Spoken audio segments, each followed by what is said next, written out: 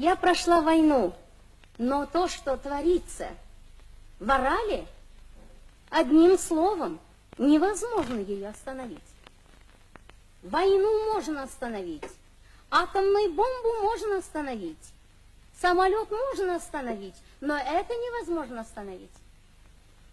Мы говорим здесь, а там природа свое дело делает.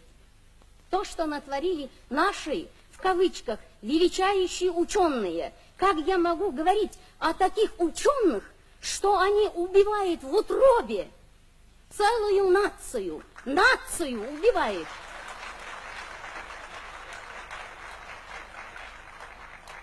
В другое время мы бы говорили, вот, что это вредительство. А что мы скажем, если они академик Союза СССР, герой соцтруда, лауреат дважды, трижды?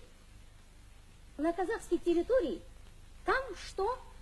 Семипалатинский полигон, Байконуре космодром, в Арале яд. Как жить казахам? Если это был бы за границей, в Америке, как бы мы кричали, что целую нацию убивает. Не только Казахстан ведь. Я в тех местах была. Мне было очень тяжело.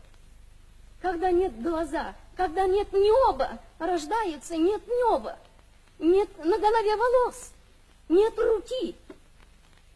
Ну как? Нет ноги. Что это значит? Кого надо спросить? Кому надо говорить? До какой инстанции нужно дойти, чтобы услышали боль, горе, трагедию целой нации?